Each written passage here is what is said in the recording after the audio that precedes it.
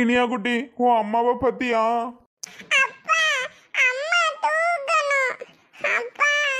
அம்மாக்கு உடம்பு சரியில்லை தங்கம்.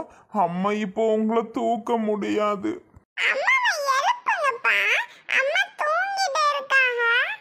அம்மாக்கு உடம்பு சரியில்லை தங்கம், அதான் அம்மா படுத்திருக்காக. அம்மாக்கு சரியானதும் அம்மா அடுத்து எழுந்திருப்பாகம்மா, சரியா?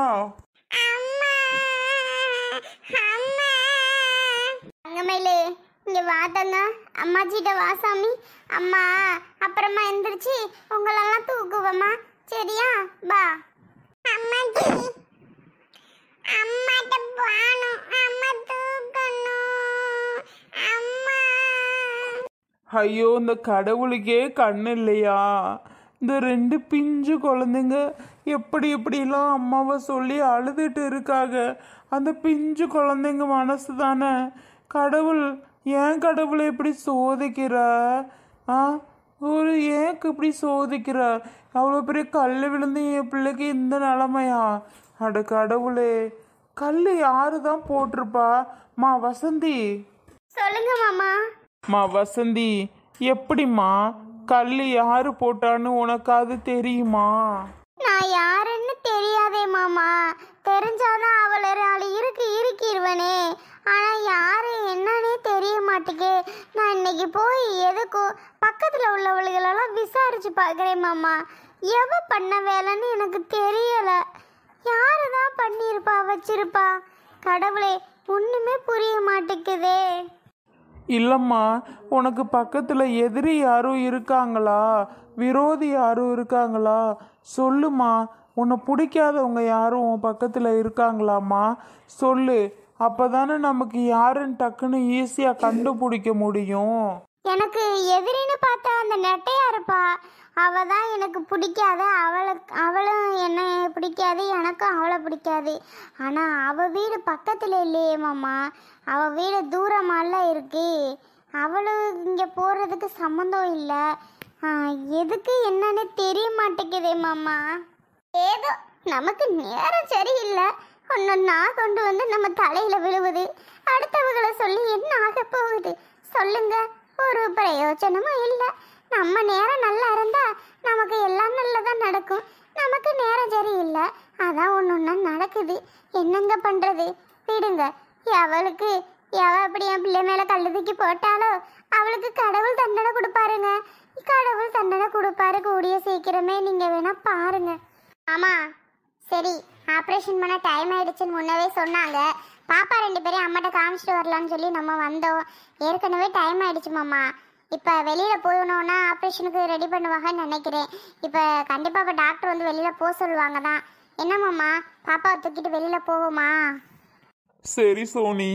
இனியாம்மா வாங்க, அம்மாக்கு ஆப்ரேஷன் நடக்கட்டும், நம்ம வெளியில் போவோம்.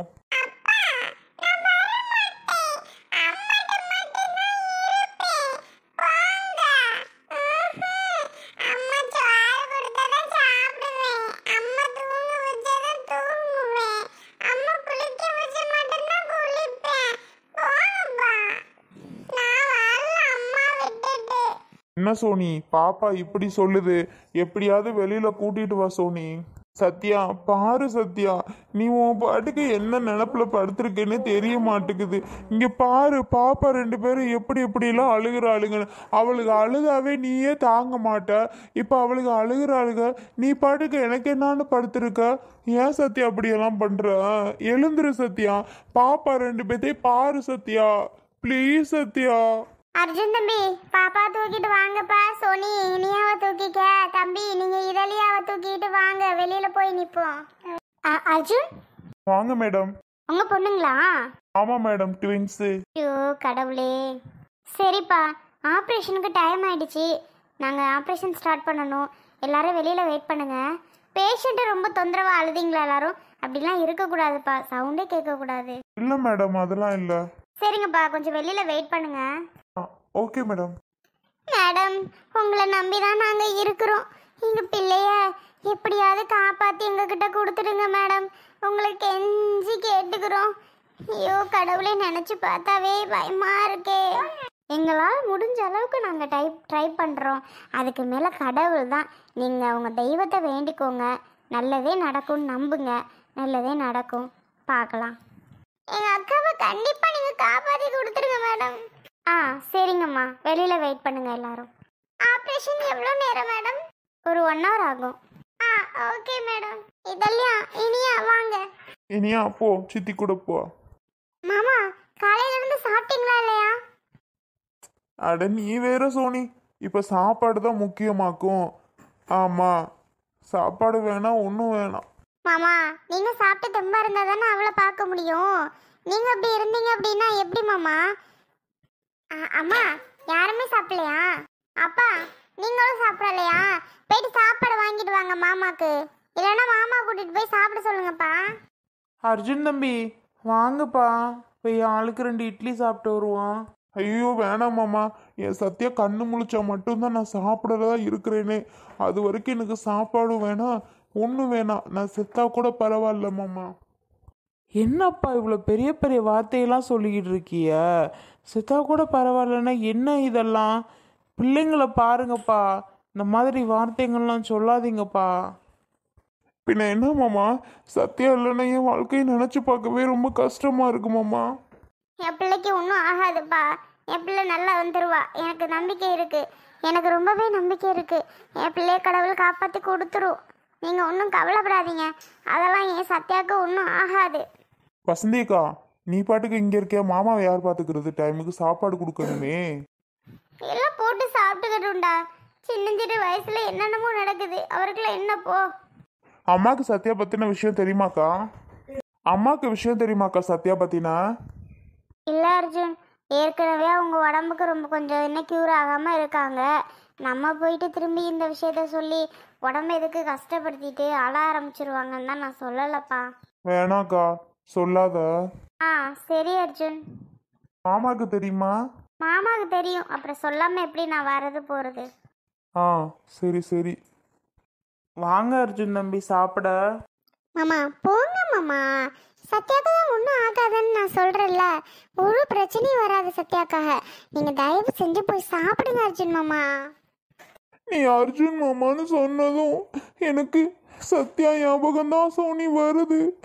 நீ அர்ஜுன் மாமான்னு இப்போ கூப்பிட்ட பார்த்தியா?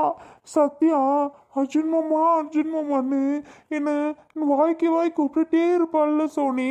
இப்போ நேற்றுலேருந்து என்னை கூப்பிடவே இல்லை தெரியுமா சத்யா? எனக்கு எவ்வளோ கஷ்டமா இருக்கு தெரியுமா சோனி? ஐயோ மாமா அழுகாதீங்க, கண்டிப்பா திரும்பி உங்களை இன்னைக்கு சத்யா மாமான்னு கூப்பிட்டுட்டு வருவா பாருங்க. நானும் அதுக்காக தான் சோனி வெயிட் பண்ணிக்கிட்டு இருக்கேன். மாமா தயவு செஞ்சு நீங்கள் போய் சாப்பிடுங்க. உங்களுக்கு பிபி சுகர்லாம் இருக்குது, டைமுக்கு சாப்பிட்டு தான் ஆகணும். ஏன் நீங்கள் சாப்பிடாம இருக்கீங்க? நான் சாப்பிடாட்டி ஒரு ப்ராப்ளமும் இல்லை. அக்காவும் நீங்களும் தயவு செஞ்சு போய் சாப்பிட்டுட்டு வாங்க மாமா, நான் பார்த்துக்கிறேன். நான் இப்போ சாப்பிட மாட்டேன், சாப்பிட்ற மன நிலமையும் எனக்கு இல்லை. சத்யா எப்போ இன்னும் எந்திரிச்சு மாமான்னு கூப்பிட்றாளோ, எப்போ அவள் எழுந்திருக்கிறாளோ அப்போ மட்டும்தான். பிள்ளைங்க சாப்பிட்டாங்களா சோனி? எங்க மாமா, நானும் எவ்வளவோ பேசி பார்த்தேன், அவளுக்கு சாப்பிட்றதாவே இல்லை. ஏதோ அவளுக்கு ஆளுக்கு 4 ரூபாய் வாங்கிட்டாளுங்க. அவளுக்கு பிடிச்ச பிஸ்கட் வரும்போது வாங்கி கொடுத்தா அதை சாப்பிட்டு கொஞ்சம் வயிறுக்கு ஒரு மாதிரி இருக்காளுங்க.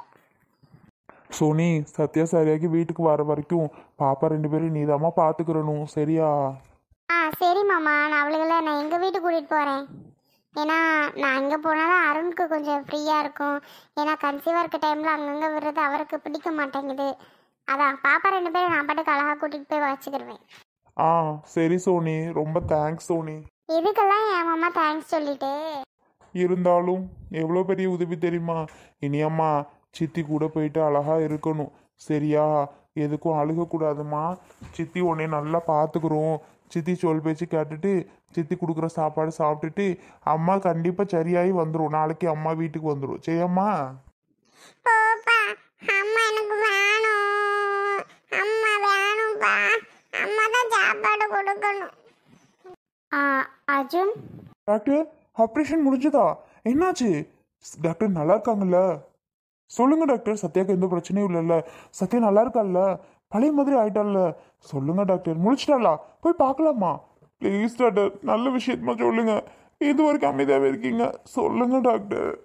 நான் எப்படி இந்த விஷயத்தை உங்ககிட்ட ஷேர் பண்ண போறேன்னு தெரியல. எனக்கு சொல்றதுக்கு எந்த மனநிலைமையும் நான் இல்லை. ஆனா நான் சொல்லிதான் ஆகணும். ஐயோ டாக்டர், என்ன குண்டை தூக்கி போடுறீங்க டாக்டர்? நல்ல விஷயத்த சொல்லுங்க டாக்டர். நீங்க சொல்றத பார்த்தா எனக்கு ரொம்ப பயமா இருக்கே. ஏக்க அல்லாத என்ன சொல்ல வராங்கன்னு கேட்போம். எனக்கு நம்பிக்கை இல்லை. ஏதோ நீங்க சொல்ல வரீங்க, எனக்கு நம்பிக்கை இல்லை. இல்லை அர்ஜுன், உயிருக்கு எந்த வித பிரச்சனையுமே இல்லை. அவங்க உயிர் சேஃபாக இருக்கு. உயிருக்கு நான் தான் அப்பவே சொல்லிட்டேன்ல, உயிருக்கு எந்த வித பிரச்சனையும் சத்யாவுக்கு கிடையாது. அவங்க நல்லா இருப்பாங்க, உயிராக எழுந்து உட்காருவாங்க, எப்பவும் போல பேசுவாங்க, எப்பவும் போல சாப்பிடுவாங்க, எப்பவும் போல இருப்பாங்க, எப்பவும் போல உங்க கூட பழகுவாங்க. அப்புறம் என்ன டாக்டர், அதான் நல்லா இருக்கான்னு சொல்றீங்களே. ஆனால் அதில் ஒரு ப்ராப்ளம். ப்ராப்ளமா? ஆமாம் அர்ஜுன், அதில் ஒரு சின்ன ப்ராப்ளம் ஒன்று இருக்குது. சின்னது இல்லை, உங்களுக்கு அது பெரிய விஷயம். நான் அதான் அதை சொல்கிறதான் தயங்கிட்டு இருக்கேன். சொல்லுங்க டாக்டர், வேற எதுவும் ஆப்ரேஷன் மாதிரி பண்ணணுமா? அப்படி பண்ணியிருந்தா கூட அதை சரி பண்ணிடலாமே. ஆனால் அப்படியும் அது பண்ண முடியாது. அப்புறம் என்ன டாக்டர், அப்புறம் என்னதான் விஷயம்? ஷோ, கடவுள் உங்களை இப்படி சோதிப்பாருன்னு நான் நினச்சே பார்க்கல அர்ஜுன். சொல்லுங்க டாக்டர், என்ன விஷயமா இருந்தாலும் ரொம்ப லேட் பண்றீங்க.